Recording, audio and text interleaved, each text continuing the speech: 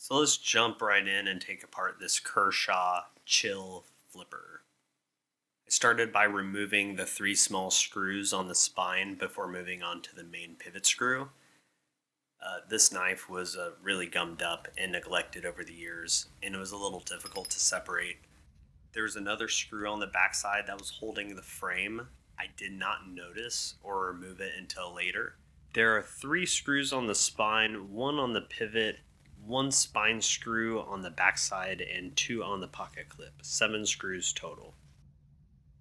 Those screws were caked on in there, and it did take some effort to split the G10 handle from the 410 steel liner. The blade was it was definitely harder to separate than I thought it would be. The knife was certainly not maintained. This knife was given to me in passing from a acquaintance years ago.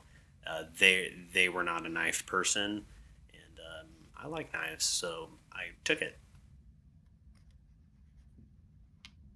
The first washer was almost a plastic material. There are two. It was just stuck together. That's how gummed up it was. Uh, the two washers on the back side of the blade were copper or brass. I'm not sure. I don't know my metallurgy yet. But this knife would not correctly flip when you hit the flipper tab. It is a non-assisted knife, so there's no mechanism in there to help that blade swing. So it's definitely reliant on your technique and finger pressure and how hard you press and how quick you flip your finger. There was some gunk just stuck in between the liner, the metal liner there with the holes in it, and then the G10 grip part on the handle. It was just stuck together, so it was really hard for me to pry them apart.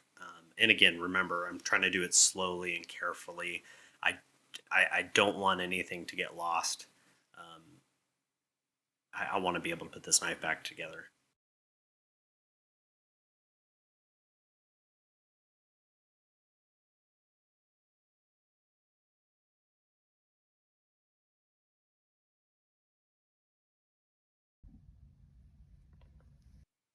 For cleaning, I did find a cheap toothbrush at my house. It was like, one that the dentist gives you, and it has a little small toothpaste thing in there. It's a crappy toothbrush, um, and I'm fine with using it. So I used that, and I used 100% concentrated simple green. It did a good job. I'm not sure if you could see the dirt or not, but it was sticky like something sugary dried.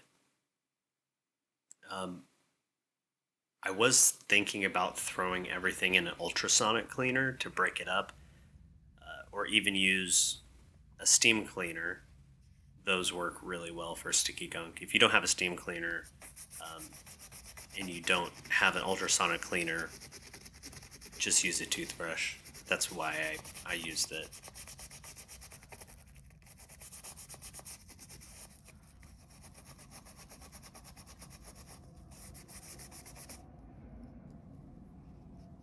So I started to use this toothpick to really get inside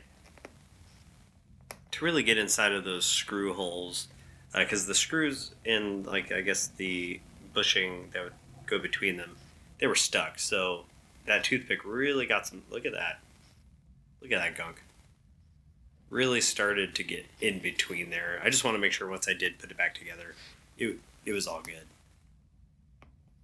This was my first time taking apart a knife, so I was definitely taking it slow during the disassembly. I wanted to take my time, and just in case something jumped out at me or something dropped.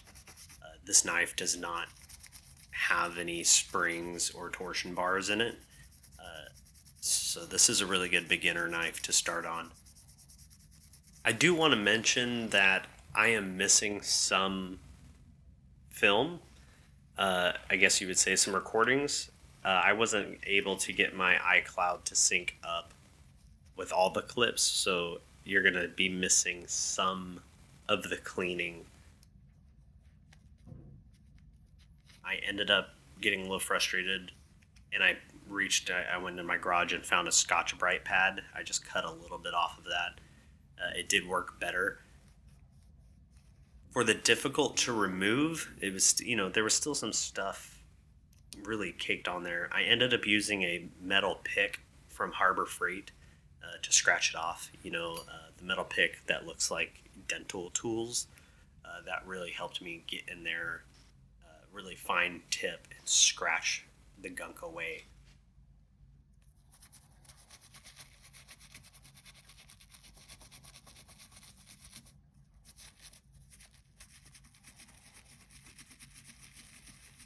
So at some point, when I was cleaning this, the toothbrush wasn't cutting it. So I got a magic eraser and bam, look at that. There you go.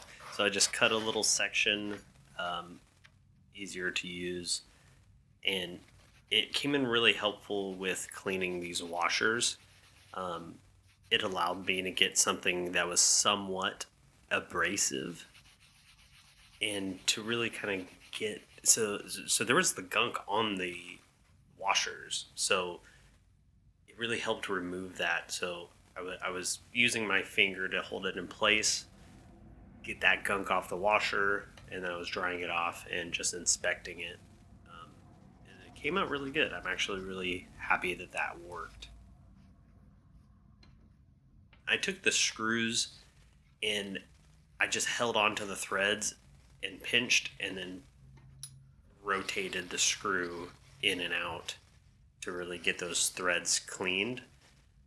So they did get pretty clean, and I was just polishing the screw heads to make sure that those are clean. I did some research, and this 3-in-1 oil was very popular, so I thought I'd give it a shot. It was pretty inexpensive. Um, I also was going to do mineral oil. I did get that as well, but this 3-in-1 felt more tool like. Definitely use the mineral oil if you are using your knives for food prep. They are food safe. But I just took a Q-tip, put the oil on the Q-tip, and use that to apply. You can get some real high-end knife oil, and they have like pen applicators and stuff like that. I don't know if I'm there yet. I definitely didn't want to spend the money on a small amount of oil. Definitely wanted to get some practice. And this 3-in-1 is a cleaner too. Right there, I get into the pivot and look at all the dirt that was in there, gummed up. I really tried to get that 3-in-1 cleaner and lubricant in there to clean it, and just applying it, not laying it on too thick, but painting it on. Someone will definitely argue that this was too much oil. I think as a beginner, just put some oil on there, man. You're gonna get the experience, and just try it out. So I put the pivot back in. It was easier to do it through the handle first and then the frame. There is like a detent in that frame, and what popped out was just a little spacer stud, I guess you could say. It goes right up there.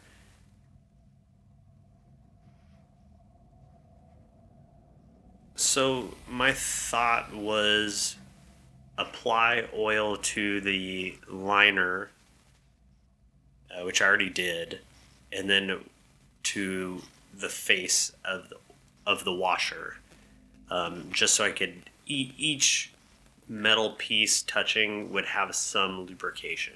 That was the idea behind it.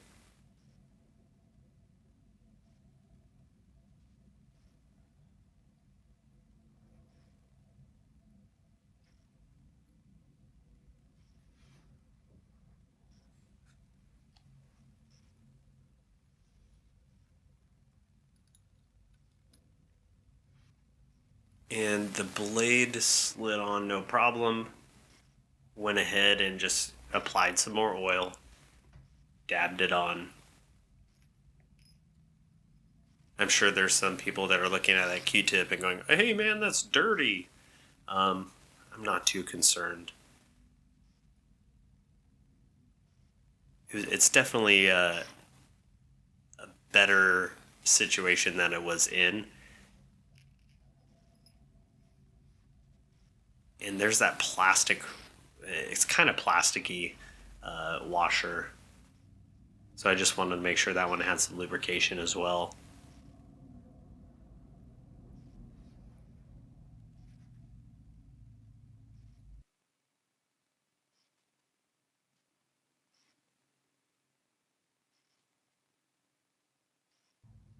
Just paint it on.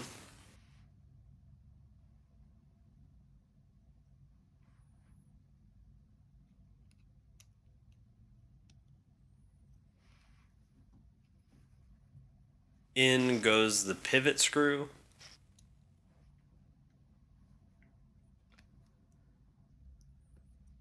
And just tightening all of these spine screws. It didn't fit together perfectly until right here. Had a very satisfying click, and it finally sandwiched together. So just a reminder, there's 3 small screws on the spine. So there's the third one, and I go ahead and tighten that down. And I remember, hey, there's a 4th. There we go. Went through and made sure all the spine screws were tightened up before I started any adjustments on the pivot.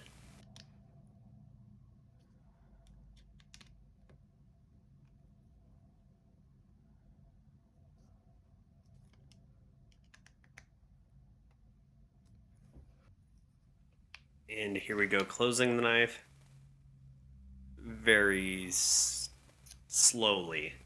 I wanted to make sure that there wasn't anything binding. I didn't want to bend anything. The first flick was too tight. So I'm going tight and just backing off. Almost. Still a little too tight. I'm also making sure there's no play in the blade. Again, I apologize for the amount of shaking, but I'm also trying to get it broken in, right? So I'm trying to make sure that the oil's in there and everything. The blade was locked in tight, so that was great. So just keep loosening it up, checking for tolerance, and not quite. Also, I'm getting used to flipping this myself without an assisted. And bam, there we go. If you like content like this, like and subscribe to help out, to help get this channel off the ground. I'll be posting videos about knives, boots, my project cars, watches, clothes, whatever I'm into or whatever I have. I do a lot of research before I buy things or before I tackle any projects, mostly because I want to know how to do it and really the reasoning behind it. So thank you for watching. I really appreciate this, and I hope this helps you disassemble your knife and clean and maintain it.